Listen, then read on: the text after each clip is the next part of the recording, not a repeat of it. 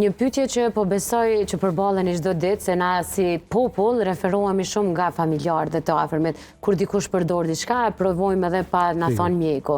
A guxon dikush që nuk është diagnostikuar me apne gjumit, po thotë, hajde të provoj se po ndina i lodhën e ta provoj edhe unë si papin. Është pak problem, sepse ne para se mos ta diagnostikojmë, domethënë me poligrafi, që përmenda, vjen në atë rrin, e bëjmë ato. Pastaj, nëse shohim që ka nevojë për si pap, pastaj bëjmë titrimin. Domethënë, marrim edhe një natë tjetër, e shtrojmë, nganjëherë ndodhet 2 natë.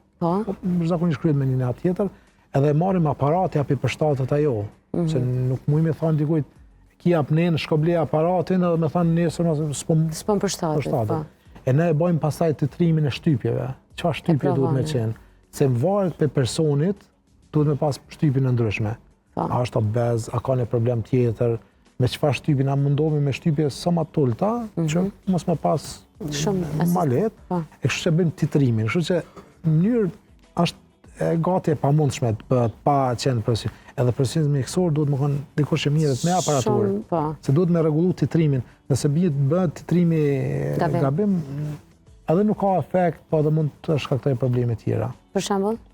Po mund për shembull mos ta zgjoj pe gjumit se në shohet presioni më shumë se sa duhet, ose mos t'jap efektin e vet. Kështu që me rëndësi shumë madhe ne e bëjmë, kemi pas disa raste titrimit në klinik, mos i kemi diagnostikuar, kemi thënë hajde edhe një natë, e kemi shtru, e kemi marrë çata aparat. Atu ka përshtat, të nesër ka thënë po, kam flajt mirë, kem kanë shumë mirë, bleje.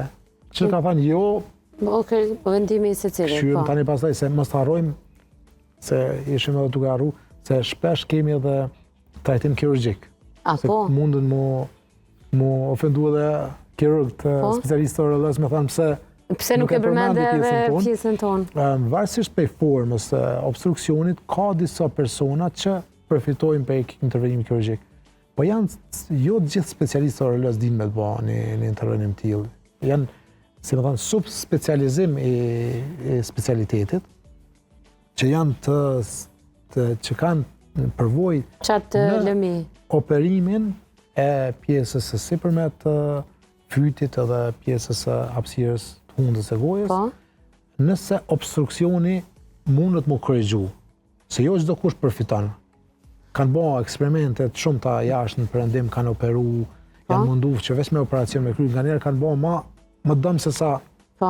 Kështu që ne identifikojmë sakt nëse përfiton për operacionit, nëse përfiton... Kush e vendos nëse përfiton? Uroloja? Në uroloja. Ne jemi në kombinim në koordinim me specialistët urologjës. Është një prej atyve specialitetet ku duhet shumë koordinohet pulmologu, uroloja, shpesh edhe neurologu. Ne me urologjën, në momentin që ne diagnostikojmë dikon, gjithmonë e lypim edhe një konsult pe urologjës. Specialisti urologjës pastaj ekzaminon pjesën e hapësirës, ngushtimit, çfarë forme është ngushtimi, nëse vjen ngushtimi prej anësh, prej pjesës sipërme apo si, edhe ka mundësi mu operu. Zakonisht përfitojnë ata që me perë caktuar, me formë konstitucion caktuar. Kështu që mos harrojmë, gjithmonë e kërkojmë edhe konsultën. Ka raste kur një intervenim kirurgjik mund ta shërojë dhe mos jetë problem kronik. Ka shumë shpesh raste tilla ku me një intervenim kirurgjik edhe përjashtohet problemi ose s'paku zvogëlohet problemi. Okej.